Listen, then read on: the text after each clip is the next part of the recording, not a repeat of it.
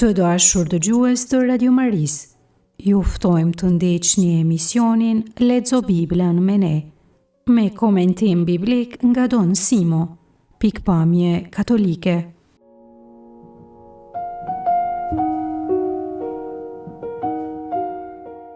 Përfundojmë sot leximin e librit të Levitikut.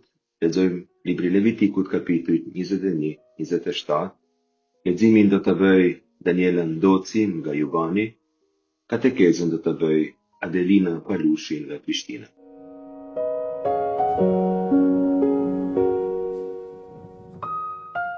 Para se të vazhdojmë me shpjegimin e librit të Levitikut, dua të ndalem pak tek një çështje e këtij libri që është shumë specifike, biles krejtësisht unike për krejt shkrimin shenjtë.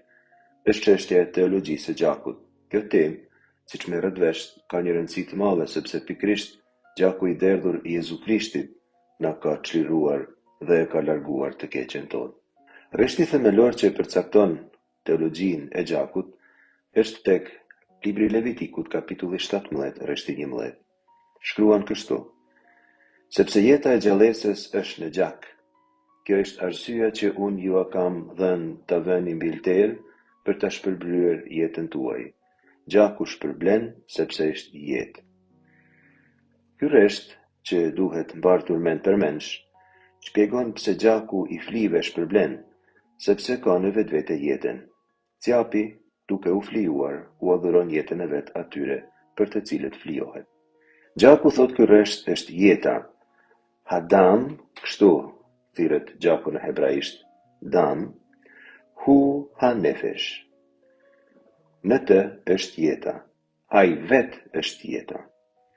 Fjala hebraike nefesh është e vështirë për ta shpjeguar. Zakonisht përkthehet si shpirt, por mund të përkthehet si frymë, e ka domethënien e qenies së gjallë, e të qenurit në jetë. Nuk duhet kuptuar në kuptimin platonik të dualizmit midis shpirtit dhe trupit. Nuk ka asgjë të bëjë me këtë mendim grek, sepse sipas konceptit platonik, shpirti dhe trupi janë në një farë kundërshtimi të ndërsjellë. Tek thënia hebraike nefesh, trupi është pjesë e të qenurit gjallë. Të qenurit gjallë ndodhet pikërisht në gjak, që është pjesë përbërëse e trupit. Fjala nefesh pra nënkupton jetën në tërësi, krejt qenien e gjallë, frymën e dhënëse, ajo që e bën një krijesë të jetë e gjallë, dhe të gjitha elementet volitive të njeriut, tendencat natyrore të qenies njerëzore, sidomos dëshira për të jetuar. Derdhja e gjakut, prandaj, nënkupton dhurimin e jetës. Nga këtu del një ndalesë e famshme që e gjejmë tek libri i Zanafilës, kur Zoti jep leje njeriut të hajë mish, ta ushtrojë ardhun të kontrolluar. Këtë leje Zoti ja jep Noehut. Tek Zanafila 9, rreshtat 4-5 shkruan kështu: vetëm mos e hani mishin me shpirt që është në gjak. Unë do të kërkoj llogari për gjakun e jetës suaj. Do të kërkoj llogari prej të gjitha kafshëve, do të kërkoj llogari prej njeriut për jetën e njeriut, prej secilit gjakun e vllajt të vet. Duke pasur parasysh këtë, tek Levitiku 17:11, Zoti duke folur mbi gjakun shprehet kështu: unë ju a kam dhënë ta vëni mbi lterë.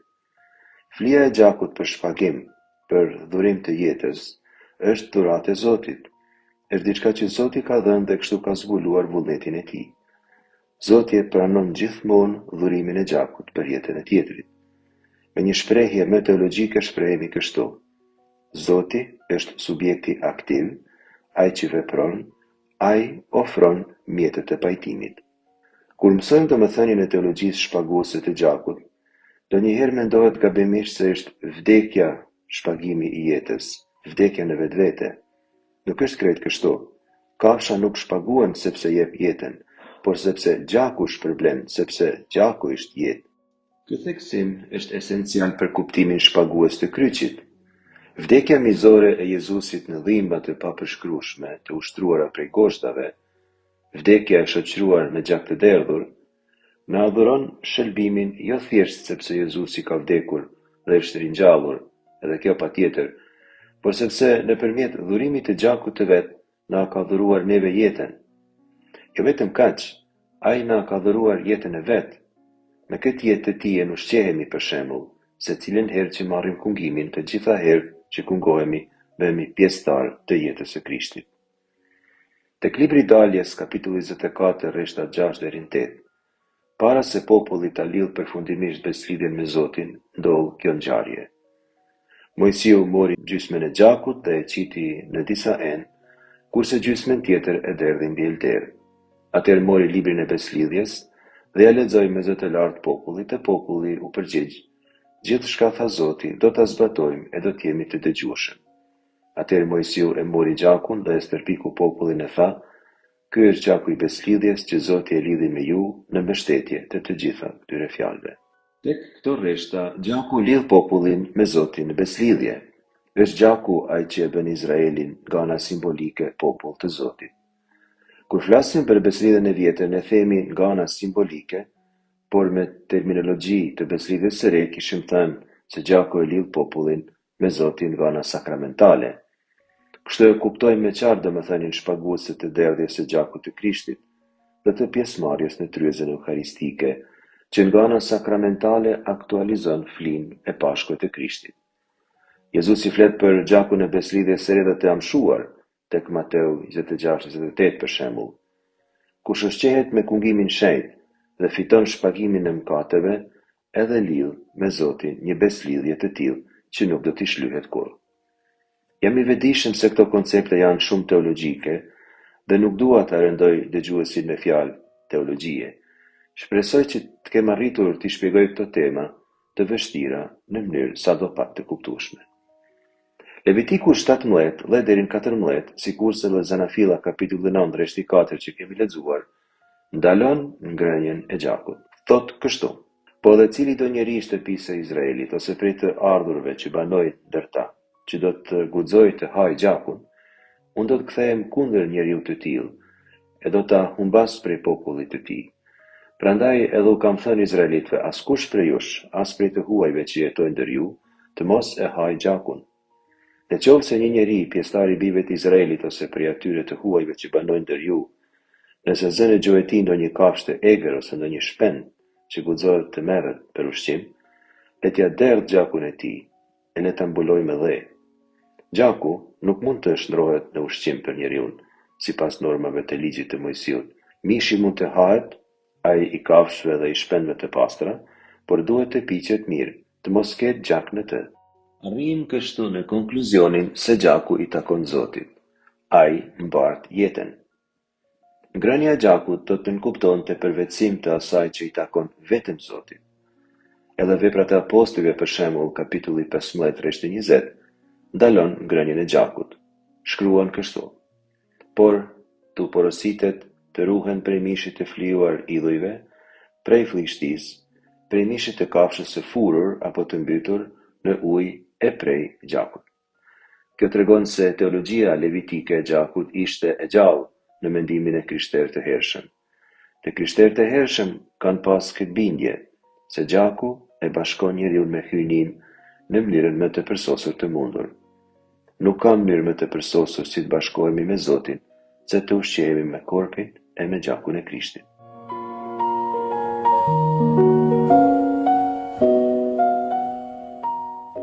Nga libri i Levitikut, kapitulli 23, rreshtat 22 deri në 27. Kur të korni të mbjellat e tokës suaj, mos i korni deri në anën e arës, e mos i mbledhni kallin që mbesin, por lërni për skamnor e për shtektar. Unë jam Zoti, Hyu juaj. Zoti foli me Mojsiun e tha: "Thuji bijve të Izraelit, i 7 muaj, dita e parë e muajit, le të jetë ditë pushimi, ditë përkujtimore e shpallur me trumbet, ditë takimi e shenjtë. Atë ditë mos bani asnjë punë të rëndë, kushtoni në nder të Zotit një fli të djegur në zjarr." Zoti foli me Mojsiun e tha: "Kurse të 10 dita e atij muaji 7 është dita e shpërblimit, dhe për ju të jetë një ditë takimi e shenjtë. Atë ditë agjeroni dhe kushtoni në nder të Zotit një fli të djegur në zjarr."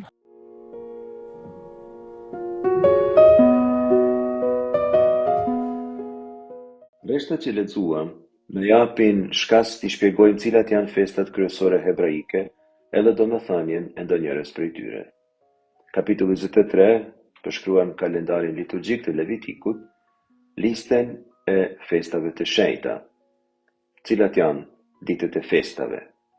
Për shembull, dita shtune, çdo javë, Pashka ose dita e bukëve të pabrume, frytet e para, Bikurim, festa e javëve, Shvuot ose festa e rshajve, atëherë PA që e kemi parë tashme, festa e borive, Rosh Hashana, që do ta studiojmë, gjithashtu edhe Yom Kippur, dita e faljes, dita e shpërblimit, që gjithashtu kemi parë, edhe dita e tendave Sukkot. PA, që e kemi studiuar të kapitulli 17, e gjejmë edhe tek rreshti 22 i kapitullit 23. Shkruan kështu: kur të korni të mbjellat e tokës suaj, mos e korni deri në anë të arës, dhe mos i mblillni kallinjt që mbesin, por lëreni për skamnor e për shtektar, unë jam Zoti Hyj juaj. Ky rresht është kopje pothuajse identike e Levitikut kapitullit 19, jo 17, më falni, sikur se thash përpara, që kemi analizuar tashme. Për të vazhduar shpjegimin, të nisemi nga Isaia kapitulli 58, rreshtat 6 deri në 8, sepse duam ta shpjegojmë kuptimin e flive në Biblën hebraike. Thot Isaia: vallë, as është agjerimi që unë zgjolla t'i kputësh verigat e padrejtësisë, t'i zgjidhësh leqet e zgjedhës, t'i lëshosh të lirë të ndryllurit, të coptosh çdo zgjedh, ajo ta ndash bukën tënde me të uriturin, t'i shtihesh në shtëpinë tënde skamnort të pastrehet. Kur ta shohësh të zhveshurin, vishe dhe mos e përbuz farefisin tënd. Atëherë do të zbardh por si agimi drita jote, shërimi yt do të vijë me shpejt, para te do të ecë drejtësia jote e do të përcjell lavdia e Zotit. Siç vrehet, këto rreshta qortojnë me forcë ata që agjerojnë dhe luten, por edhe shtypin punëtorët dhe nuk ndajnë bukën me të varfrit. Kush nuk ndan bukën me të varfrit dhe nuk e ndihmon, nuk mund të pretendojë bashkimin me Zotin, faljen e mëkatit. Shtypja e punëtorit dhe mos kujdesi për të varfrin janë mëkate. Nuk mund të pretendohet kërkesa e faljes së mëkatit nëse personi insiston në mëkat. Nga këto arrim në përfundimin se asnjë fli nuk siguron faljen e mëkatit automatikisht e bashkimin me Zotin të arritur në mënyrë matematike. Flia duhet jetë e kombinuar me kthimin, me shtimin progresiv të dashurisë në zemër. Të fillojmë tani të shpjegojmë ndonjë festë hebraike. Këto në vete nënkuptojnë flime të ndryshme, qoftë paktish, qoftë personale, siç janë pelegrinazhet e agjerimet. Do ta kemi parasysh, flia e vetme nuk mjafton, sepse Zoti nuk ka nevojë për flitë tona.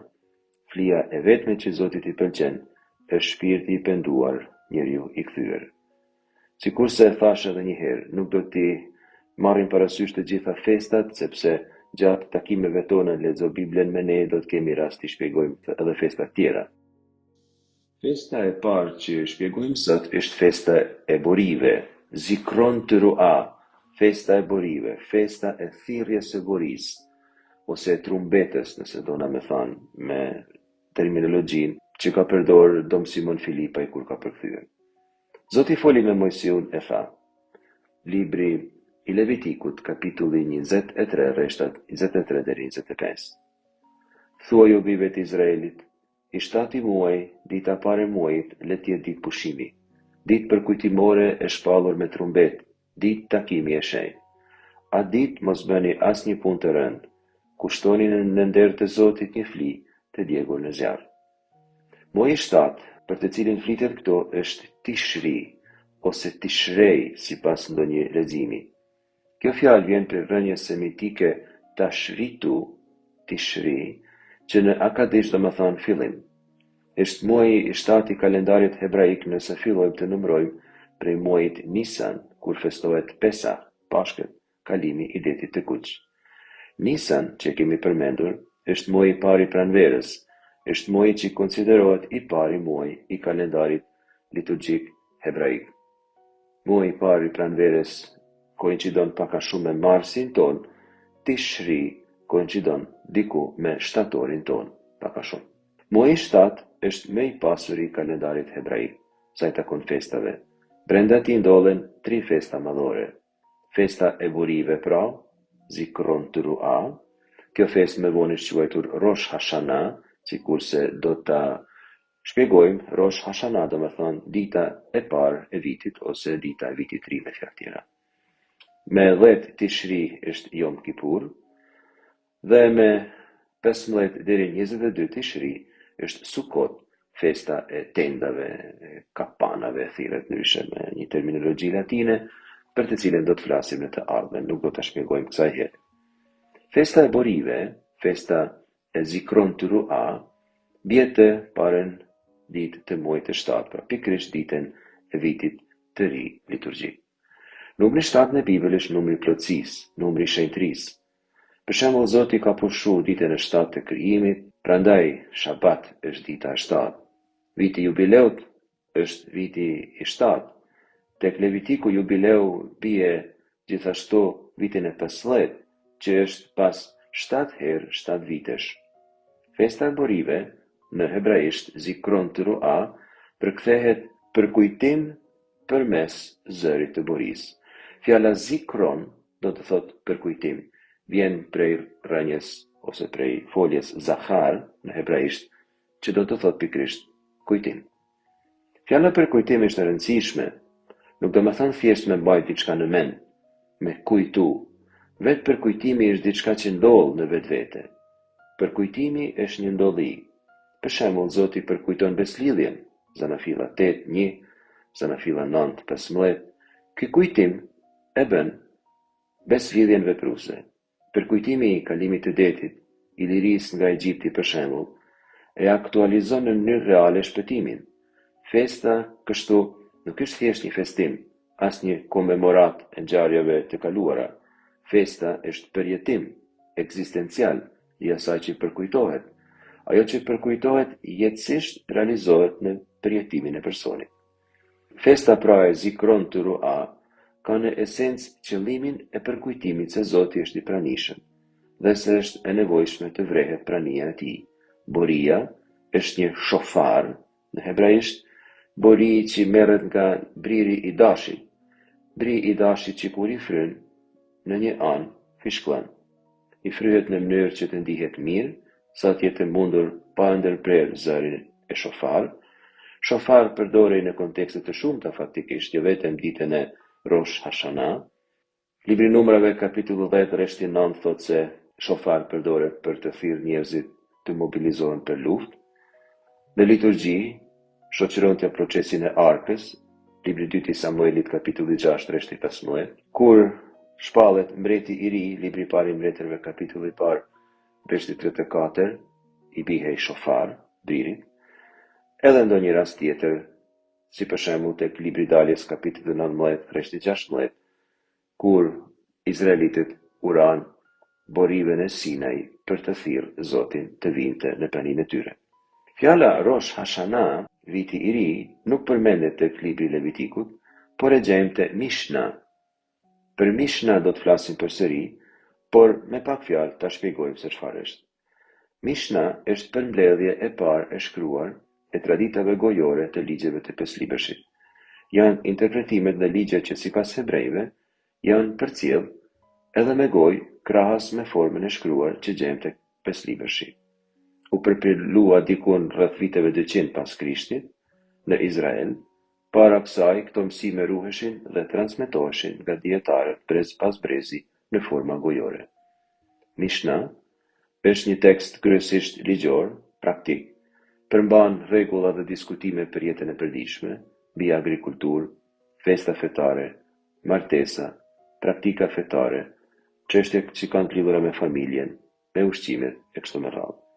Është ndarë në 6 pjesë kryesore, secila trajton fusha të ndryshme të jetës, por do të kthehen përsëri tek Mishna në të ardhmen. E përmendem Mishna për të thënë se Rosh Hashanah, viti i ri, përmendet vetëm aty. Është një elaborim i mëvonshëm i dietarëve hebrej, sepse tek Levitiku nuk quhet Rosh Hashanah.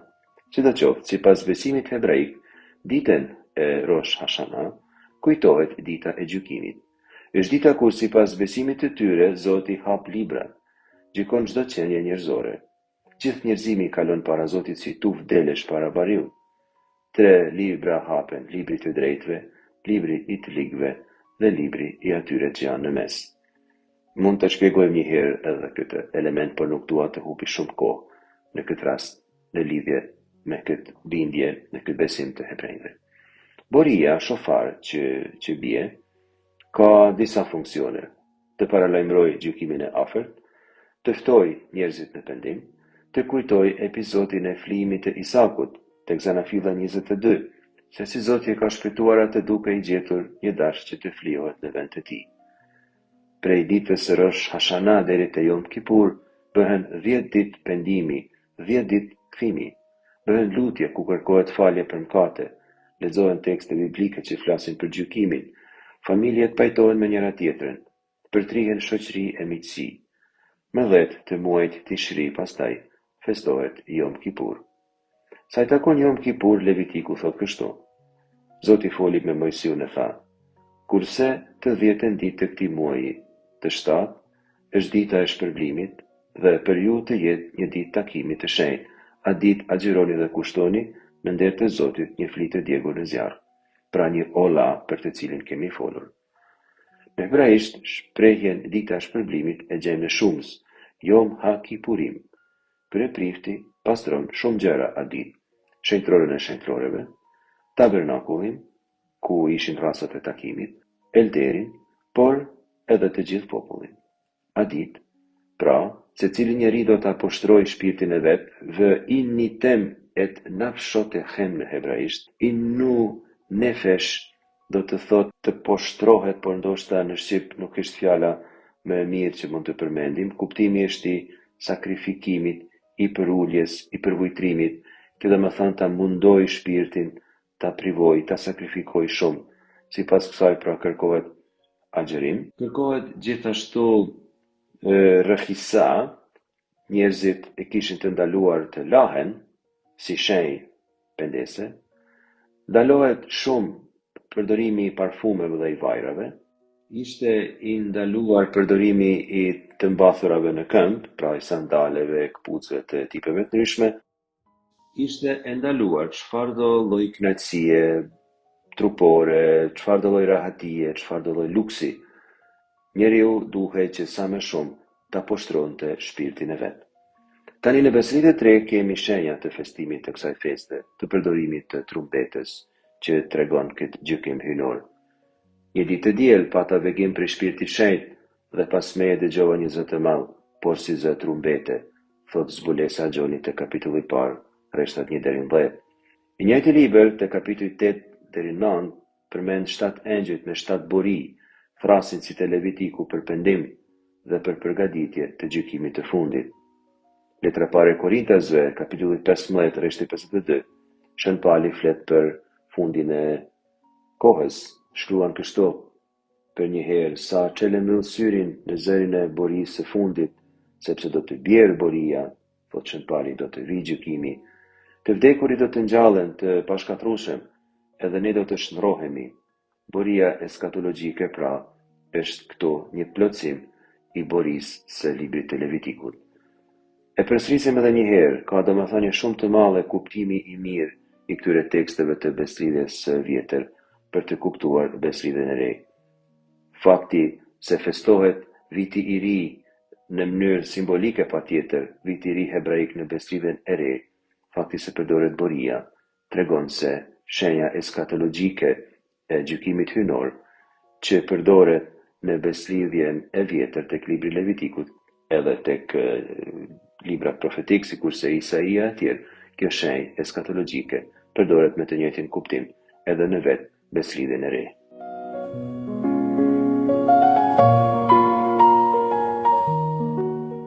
Nga libri i Levitikut, kapitulli 25, rreshtat 8 deri në 13. Numëroj 7 javë vitesh, dhe më thonë 7 herë 7, që të gjitha së bashku bën 49 vjet. Atëherë, biri trumbetës së muajit 7, të 10-ën ditë të muajit, ditën e shpërblimit, bini trumbetës anë kanë vendit tuaj. Të 50 vjet, shpallni vit të shenjtë. Kumtoni në marrë vendin shlirimin e gjithë banorëve. Le të jetë për ju jubilej. Le të kthehet secili në pronën e vet. Le të kthehet secili në fisin e vet të mëparshëm. I 50 vit, le të jetë për ju jubilej.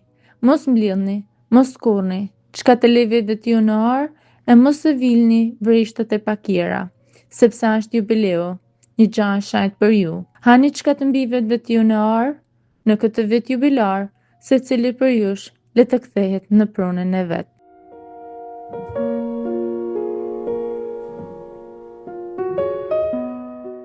Reshtat që lexuam flasin për vitin shabatik, për jubileun e çdo 7 vjetëve, flasin gjithashtu për jubileun e çdo 50 vjetëve, flasin mbi ligjet e shitjes së tokës, mbi shlyerjen e tokës dhe të shtëpive dhe mbi disa rregullore lidhur me të varfrit dhe me sklever. Thot kështu tek reshti 8. Numrojeni 7 javë vitesh, domethënë 7 herë 7, që të gjitha së bashku të bëjnë 49 vjet. Kemi pra një strukturë numerike 7 herë 7, që është nga strukturat numerike me më shumë teologji se gati të gjitha tjera që gjejmë në shkrimin shenjtë. Numri 7 pra tregon plotësi, tregon shenjtëri. 7 herë 7 është shenjtëria e shenjtërisë. Një përsosmëri asisoj që nuk mund tjetë më e përsosur. Dita 15 është 7 herë 7 plus 1, dita e tejkalimit të plotësisë, diçka krejtësisht e re. Kjo strukturë ekziston edhe në forma tjera, për shembull 7 ditë, dita e shtune, shabat, është dita e 8, dita e parë e javës së re. 7 javë janë festa e Shavuot, festa e Rëshajve është dita e 15 pas Pashkës. 7 vjet është viti jubileut, kurse edhe 7 herë 7, si kurse kemi thënë, është niveli plot i plotësimit të pranisë së Zotit në mesin e popullit. Tek reshti 9 thot kështu: Bjerini trumbetës në muajin e 7 të 10 ditë të muajit, ditën e shpërblimit, bini trumbetës anë kanë vendit tuaj. Jubileu nuk fillon ditën e parë të vitit 15, ditën e vitit 3, por me 10 Tishri, Yom Kippur, ditën e shlyerjes, ditën pra të Yom Kippur. Pse jubileu fillon ditën e Yom Kippur dhe jo Rosh Hashanah? Jubileu ka për qëllim pajtimin. Para se toka të kthehet, para se skllavëria të çlirohet, para se borxhet të falet, njeriu duhet të pajtohet me Zotin. Nuk mund t'i kërkoj njeriu Zotit falje para se vetë të pendohet për mëkatet e veta. Çlirimi pra i parë është midis njerëzve dhe njerëzve, rrjedh nga dashuria që njerëzit duhet të ketë me njëri tjetrin. Levitiku 25, rreshti 10 shkruan kështu: Të 15 vit shpalleni vit të shenjtë, kumtoni në mbar vendin çlirimin e të gjithë banorëve.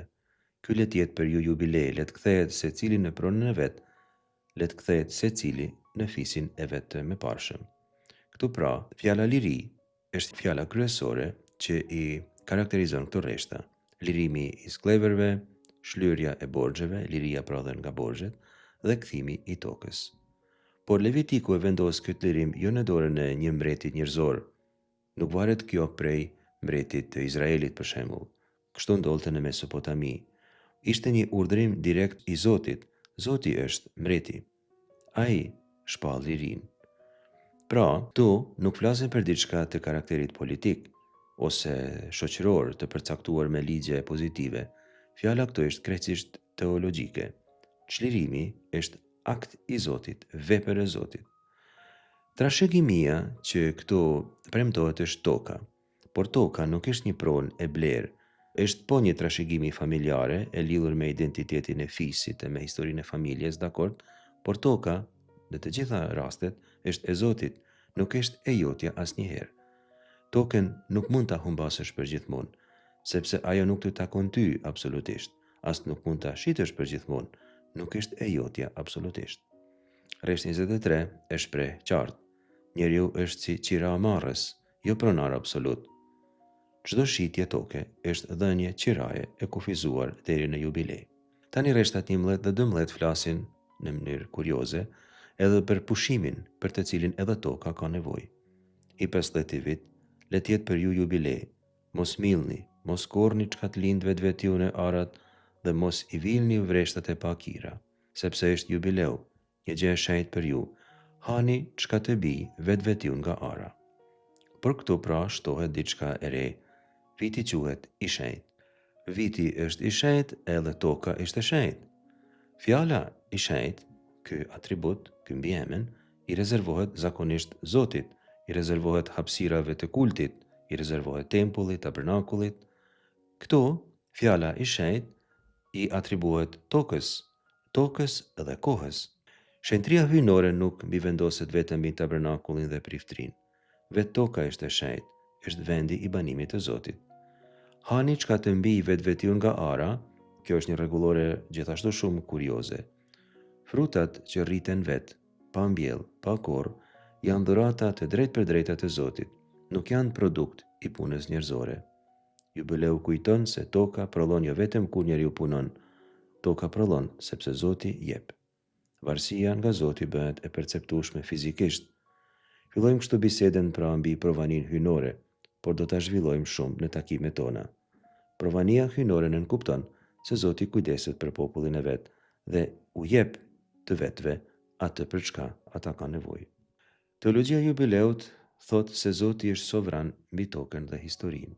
Toka nuk mund të shitet përgjithmonë, sepse është imja, thot Zoti. Ju jeni tek unë vetëm të ardhur e pendar. Toka nuk është pronë njerëzore absolute. Çdo pretendim i pronësisë absolute mbi tokën është cenim i sovranitetit të Zotit. Kjo është nga deklaratat më të rënda që Zoti bën në Bibël. Pra, asnjë sistem ekonomik nuk mund të pretendojë se ka të drejtë absolute mbi tokën. Njeriu është i huaj dhe banor. Ne jemi kalimtar, ne jemi qiramarrës. Tek Luka 4:21, Jezusi në sinagogën e Nazaretit lexon pikrisht Isaiin 61 dhe thot se sot shkoj në vend kjo pjesë e shkrimit shenjtë që dëgjuat me veshët tuaj. Jezusi identifikon shërbesën e tij si jubilej. Jezusi është si kjo bori që shpall inaugurimin e kohës eskatologjike. Jo për 30 vjet, por një herë për gjithmonë. Shërimet e tija, çlirimet nga djajt, falja mëkateve, janë të gjitha gjeste të jubileut. Rivendosja e njerëzve në pronën e tyre, rimarrja e dinjitetit të raportit me Zotin. Shën Luka e shpjegon krejt ungjillin e tij pra, si një periudhë eskatologjike, si një kohë jubilare në të cilën Zoti është i pranishëm, i gjallë në mesin e popullit të vet.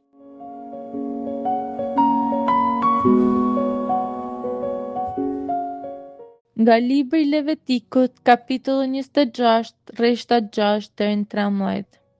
Do ta vendos paqen brenda kufive tuaj. Do të flini e s'do të ketë kusht t'ju trem. Kafshët dëmtuese do të zhduk nga vendi juaj dhe shpata nuk do të përshkojë brenda kufive tuaj.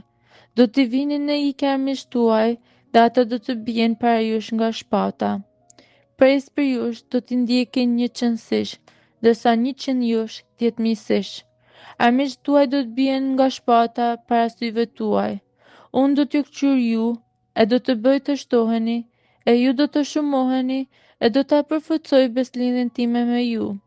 Do të hani pëllimet e vjetra të grumbulluara prej të korrave të mëparshme. E kur të vinë të rijat, do të hillni pëllimet e vjetra. Ndër ju do ta nguli banesën time e nuk do t'ju përbuz. Unë do jetoj ndër ju e do t'jem hyu juaj e ju do t'jeni populli im.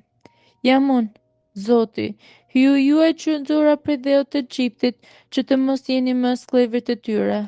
Unë e theva zgjedhjen tuaj që të ecni krye lart.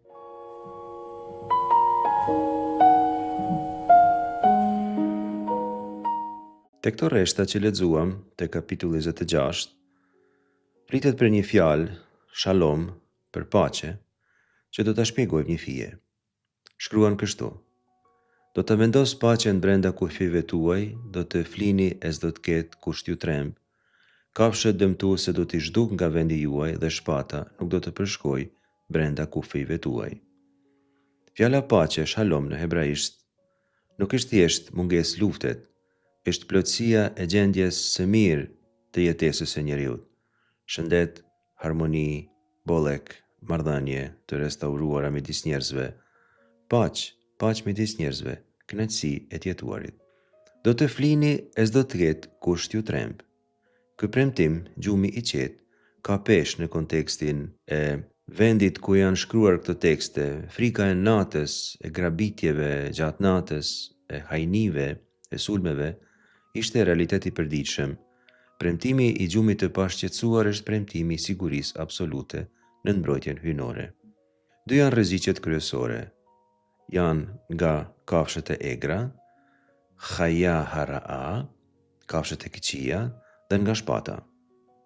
Kafshët e egra personifikojnë vështirësitë, rreziqet natyrore, ndërsa shpata personifikon, simbolizon luftën dhe dhunën. Bashk ato mbulojnë, të themi ashtu, spektrin e plot të rrezikut në të cilin jeton njeriu. E thot për shembull Psalmi 91, rreshtat 5-6. Nuk do të friksohesh prej tmerrit të natës, as prej shigjetit që fluturon ditën, as prej murtaje që shëdit në errësirë, as prej shfarosjes që shkreton në mesditë. Shalom tek libri Levitikut nënkupton një mbrojtje integrale nga çdo formë e dëmtimit, mbrojtje e plot. Zoti premton se do ta ruaj plotësisht popullin e vet. Ky kapitull i fundit i librit Levitikut thekson në forma të ndryshme se Zoti banon në mesin e popullit të vet dhe duke banuar e liron nga çdo pengesë jetësore. Prania e Zotit në mesin e popullit, fakti se Zoti ec bashkë me popullin e vet, se në mesin e popullit ai formon një mishkan, një banesë, një vend ku jeton, është garanci e sigurisë së njeriut, është garanci e paqes për njeriun. Sipas Ungjillit të Gjonit, kapitulli i parë, rreshti 14, kulminon banesa të banuarit, procesi të banuarit të Zotit në mesin e popullit. Kulminon ky mishkan i Zotit në mesin e popullit. Ai thot se fjala u bë njeri, mish, sarks, dhe vendosi çadrën në mesin e njerëzve, eskenosen enhemin, në mesin tonë. Ky është një citim gati drejt për drejt i Levitikut 26:11. Mishrimi, pra, nuk është thjesht një ngjarje biologjike, sipas Ungjillit të Gjonit, është plotësimi i premtimit të ligjit të Levitikut. Zoti vendos banesa të veta në mish njerëzor. Tek Levitiku 26, Zoti banonte në tabernakull në mesin e popullit.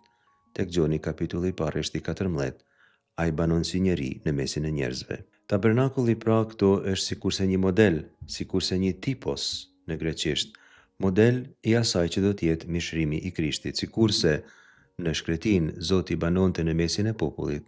Në kohën e kishës, prej ardhjes së Krishtit, Krishti banon në mesin e popullit, në të njëjtën formë, në të njëjtën mënyrë. Ndoshta nuk është krejtësisht e saktë të themi në të njëjtën formë dhe të njëjtën mënyrë, por nga ana tipologjike mund të flasi për një analogji të plot. Kuptimi i banimit të Krishtit në mesin e popullit është analog me kuptimin e banimit të Zotit në tabernakull, siç e përshkruan libri i Levitikut. Shën Pali gjithashtu citon drejt për drejt Levitikun kapitulli 26 rreshti 12, do të jetoj ndër ju dhe do të jem hyj juaj e i do të jeni populli im. Tek letra 2 të Korintasve kapitulli 6 rreshti 16, Shën Pali thot: ne jemi tempulli i hyjit të gjallë, siç tha vetë hyji, do të banojnë ndër ta, e ndër ta do të ecë, do të jem hyji i tyre dhe ata do të jenë populli im. Kisha si bashkësi është realizimi i premtimit të Levitikut, jo ndërtesa gurit, sikurse tempulli, por trupi i gjallë i besimtarëve, bëhet vendi ku Zoti vendos banesat dhe rrugton bashkë me popullin e vet. Mishkan nuk është më çadër liturgjike, është bashkësia e besimtarëve. Në vet bashkësinë e besimtarëve Zoti banon, Zoti është i pranishëm. Së fundi zbulesa e Gjonit bën këtë plotësim, gjithashtu këtë plotësim eskatologjik, është kulmi final i krejt këtij mendimi teologjik. Atëherë dëgjova një zë të fortë që vinte nga froni, ja tenda e hyjit me njerëz. Hyji do të banoj me njerëz. Ata do të jenë populli i tij, kurse vet ati hyji do të jetë me ta, hyji i tyre. Zbulesa e Gjonit kapitulli 21, rreshti 3. Sipas këtyre teksteve të beslidhjes së re, pra në Krishtin, plotësohen premtimet që Zoti ka dhënë se do të banojë me popullin e vet. Ai është plotësimi i premtimeve të beslidhjes së vjetër. Për këtë edhe ka rëndësi të studiohet beslidhja vjetër. Pa të, as nuk ka kuptim, as nuk mund të kuptohet beslidhja e re.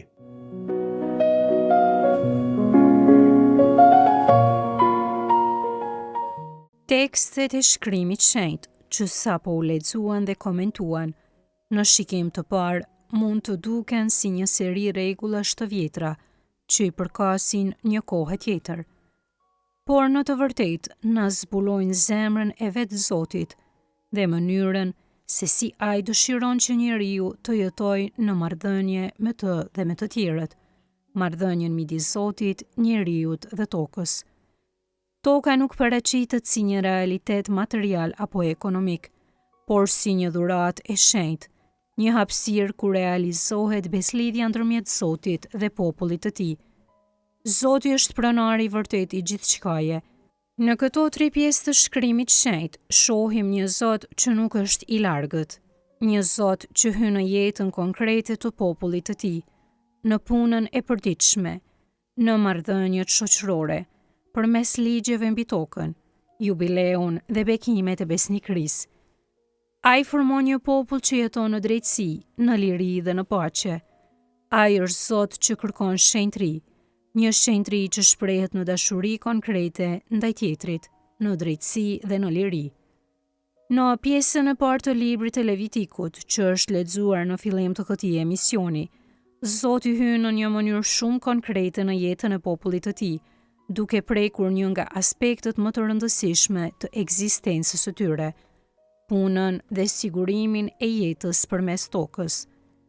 Korja në atë kohë nuk ishte vetëm aktivitet ekonomik, por momenti vendimtar për mbijetesën, për sigurinë dhe për të ardhmen e familjes. Pikërisht në këtë moment, kur njeriu është më i prirur të mendojë për veten dhe të sigurojë gjithçka që mundet, Zoti vendos një kufi, të mos merret gjithçka, të mos korret deri në skajet e arës, por të lihet një pjesë për të varfrit dhe për të huajt. Ky urdhërim në shikim të parë na duket i thjeshtë, por në të vërtetë përmban një thellësi të jashtëzakonshme, shpirtërore dhe shoqërore, sepse prek mënyrën se si njeriu e kupton pasurinë, pronën dhe vetë jetën. Zoti nuk e lejon popullin e tij të jetojë në logjikën e grumbullimit dhe të mbylljes në vetvete. Përkundrazi, ai e edukon atë që të jetojë në hapje, në ndarje dhe në përgjegjësi ndaj tjetrit.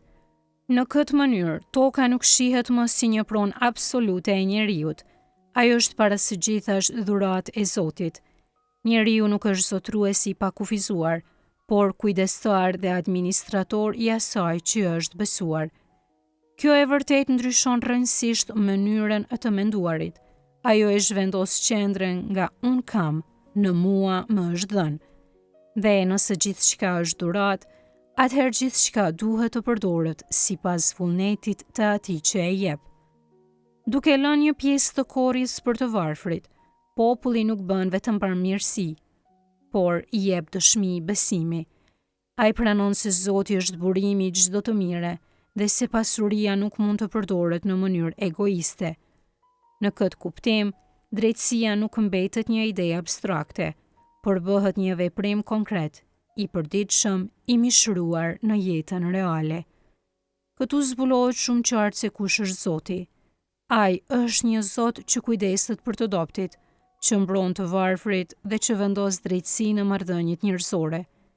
Ai nuk është indiferent ndaj vuajtjes, as neutral përballë padrejtësisë.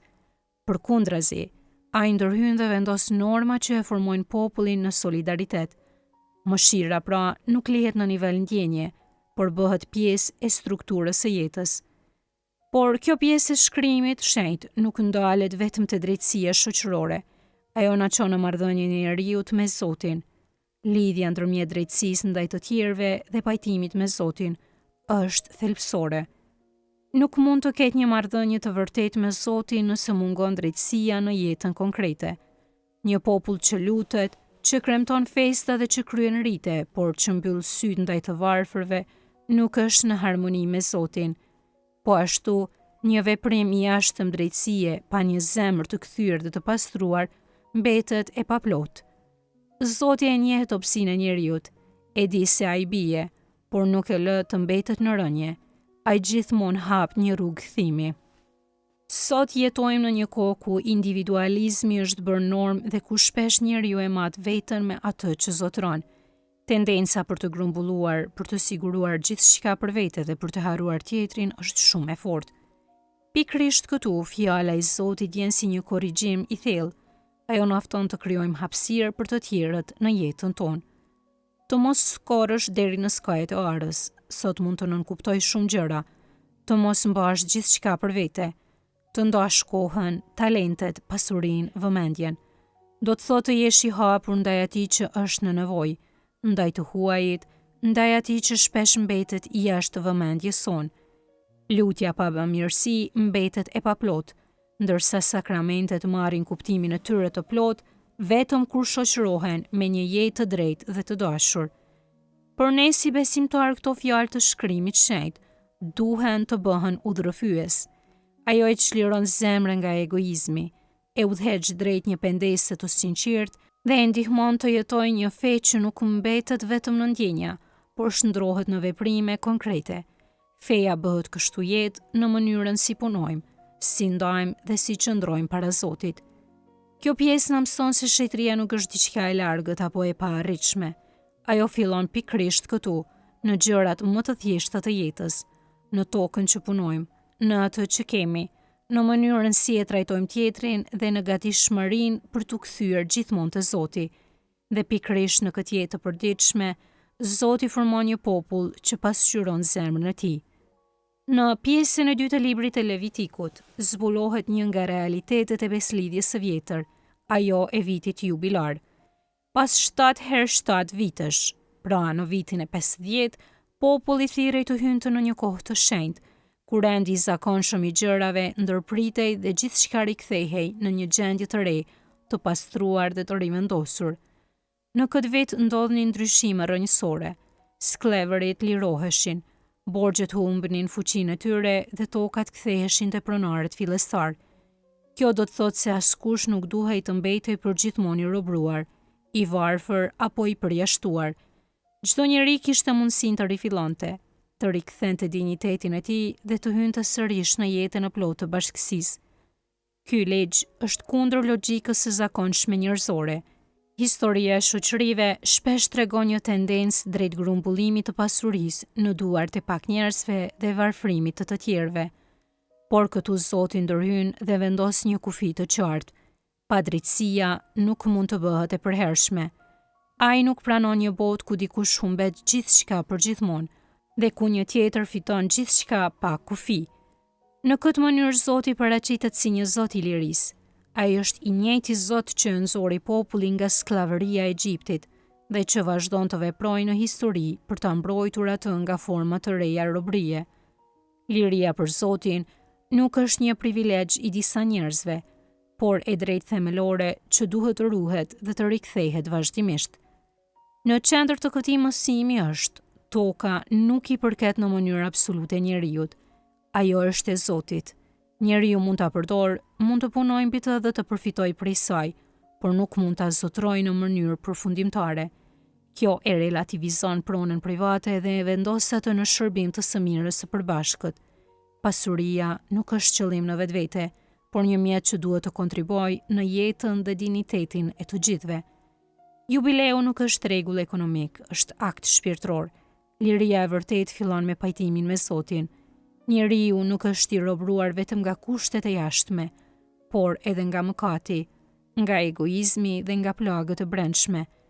Prandaj pa një pastrim të zemrës dhe pa falje, çdo liri tjetër mbetet e paplot. Kjo lidhje ndërmjet faljes dhe lirisë është thelbësore. Jubileu na mëson se nuk mund të ketë një shoqëri të drejtë pa njerëz të pajtuar me Zotin dhe me njëri tjetrin. Falja nuk është veprim personal, por një forcë që transformon marrëdhëniet dhe rikthen rendin e dëshiruar nga Zoti. Ky realitet gjen përmbushjen e tij të plotë në Jezu Krishtin. Ai shpall një vit të pranueshëm të Zotit, duke e quar jubileun në një dimension më të thellë, në të liria përveç se është çlirim nga kushtet e jashtme, është çlirim edhe nga mëkati dhe nga çdo formë robërie shpirtërore. Ai I jep njeriut mundësinë për një fillim të ri, jo vetëm një herë në 50 vjet, por në çdo moment të jetës. Kisha e ka ruajtur këtë frymë në traditën e saj, veçanërisht në vitet jubilar, ku besimtarët ftohen në pendes, falje dhe ripërtrirje shpirtërore. Në ditët e sotme, edhe pse format kanë ndryshuar, realiteti I robërisë nuk është zhdukur. Shumë njerëz jetojnë të bllokuar në borxhe, në varësi, në padrejtësi strukturore apo në marrëdhënie që I shtypin. Në këtë situatë, jubileu tingëllon si një thirrje profetike. Asgjë nuk duhet të jetë përfundimtare përveç mëshirës së Zotit. Prandaj duhet të ndalemi e ta pyesim veten tonë. A jemi ne njerëz që çlirojmë apo që rëndojmë të tjerët? A dim të japim mundësi të dytë? A dim të falim dhe të ndihmojmë të tjerët të rifillojnë? Ashtu si që kemi marrë falje, jemi të thirrur të falim. Ashtu si që jemi çliruar, jemi të thirrur të çlirojmë të tjerët. Jubileu na zbulon zemrën e Zotit, të një Zoti që nuk dorëzohet kurrë përpara njeriut, që gjithmonë hap rrugë të reja dhe që dëshiron që jeta të ndërtohet mbi liri, drejtësi dhe mëshirë. Dhe kush e kupton këtë, fillon ta jetojë fen jo si një barr, por si një rrugë çlirimi dhe jete të re. Pas ligjeve mbi tokën, drejtësinë dhe jubileun, Zoti zbulon frytin e një jete të jetuar në besnikëri ndaj Tij, paqen, sigurinë dhe mbi të gjitha praninë e Tij. Nuk janë premtime të jashtme, por është jeta në bashkësi me Zotin. Zoti premton një paqe që përfshin gjithë jetën, një paqe që largon frikën, që sjell siguri dhe që vendos harmoni në marrëdhëniet njerëzore dhe me krijimin. Por kjo paqe nuk duhet kuptuar si një gjendje e thjeshtë pa konflikte. Është një paqe e plotë, një rend I brendshëm dhe I jashtëm që buron nga fakti se njeriu jeton në përputhje me Zotin. Kur marrëdhënia me Zotin është e drejtë, edhe gjithçka tjetër fillon të vendoset në vendin e vet. Megjithatë, kulmi I këtij teksti nuk janë bekimet materiale apo siguria e jashtme. Kulmi është një premtim që përshkon gjithë historinë e shpëtimit. Zoti dëshiron të jetë I pranishëm mes popullit të Tij. Do ta vendos banesën time midis jush, do të eci midis jush dhe do të jem Zoti juaj. Këtu zbulohet zemra e Zotit, nuk është një Zot I largët që sundon nga qielli pa u përfshirë në jetën e njeriut, por një Zot që hyn në histori dhe dëshiron marrëdhënie të gjallë me popullin e Tij. Zoti nuk kërkon vetëm bindje të jashtme, por bashkësi. Ai nuk kënaqet me një popull që thjesht zbaton ligje, por dëshiron një popull që jeton me të, që e njeh dhe që e përjeton praninë e Tij në jetën e përditshme. Bekimet që premton Zoti nuk janë shpërblime automatike, sikur të ishte një marrëveshje e ftoftë mes njeriut dhe Zotit. Ato janë pasojë e natyrshme e jetës në bashkësi me të. Jeta me Zotin është vetë burimi I paqes, I sigurisë dhe jetës së plotë. Kur njeriu largohet prej Tij, hyn në çrregullim. Kur qëndron me të, hyn në harmoni. Zoti gjithashtu kujton identitetin e Tij si çlirimtar. Ai është ai që nxori popullin nga skllavëria dhe që I dha dinjitet, duke e bërë të ecë me kokën lart. Marrëdhënia me Zotin nuk bazohet vetëm në urdhërime, por në një histori konkrete dashurie dhe besnikërie. Zoti nuk është vetëm ligjdhënës, por shpëtimtar dhe mbështetës I jetës. Ky premtim arrin përmbushjen e Tij të plotë në Jezu Krishtin. Ai është Zoti me ne, prania e gjallë e Zotit në mes të njerëzve. Në të, premtimi do të ecë midis jush, bëhet realitet I dukshëm dhe I prekshëm. Ai jo vetëm që qëndron pranë njeriut, por hyn në jetën e Tij dhe e shoqëron në çdo hap. Në Eukaristi, Zoti nuk është vetëm simbolikisht me ne, por realisht I pranishëm. Ai bëhet ushqim për jetën tonë, duke e forcuar marrëdhënien me të dhe duke na dhënë paqen që nuk mund të gjendet askund tjetër. Jetojmë në një botë ku pasiguria, frika dhe mungesa e paqes janë shumë të pranishme. Njeriu kërkon paqe në shumë drejtime, në pasuri, në sukses, në marrëdhënie apo në kënaqësi të përkohshme. Megjithatë, shpesh mbetet I zbrazët dhe I paqëndrueshëm. Kjo pjesë e shkrimit shenjtë na bën të kuptojmë se paqja e vërtetë nuk mund të ndërtohet vetëm me forcat njerëzore. Ajo është dhuratë që vjen nga marrëdhënia me Zotin. Për kishën, ky është një mision i qartë, të jetë vend ku kjo paqe dhe kjo prani përjetohen realisht. Ajo është thirrur të jetë hapësirë ku njeriu gjen Zotin, gjen pajtimin dhe gjen një jetë të re në bashkësi. Ndërsa ne besimtarët na ndihmon të kuptojmë se nuk jemi kurrë vetëm, se edhe në vështirësi Zoti ecën me ne dhe se besnikëria ndaj Tij nuk është një barë, por rruga drejt jetës së vërtetë. Paqja fillon dhe përfundon me marrëdhënien me Zotin. Lumturia e njeriu nuk qëndron atë që ka, por në praninë e Zotit në jetën e tij. Dhe kur kjo prani bëhet realitet, atëherë njeriu mund të ecë me besim, me paqe dhe me dinjitet në çdo rrethant të jetës.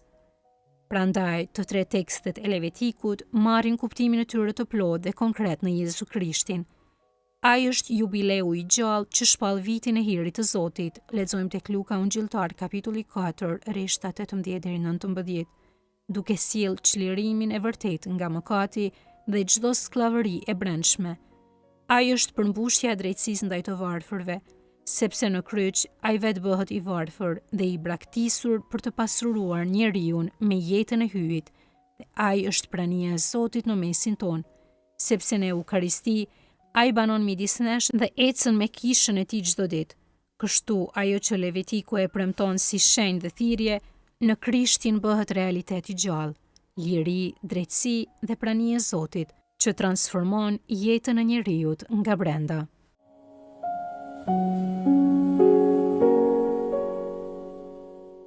Në takimin e ardhshëm fillojmë leximin e librit të numrave, do të lexojmë 8 kapitujt e parë. Ju lutemi si gjithmonë ta lexoni të shtëpia se do ta kuptoni më mirë dhe si gjithmonë ju urojmë bekimet e Zotit. Faleminderit shumë për vëmendjen tuaj.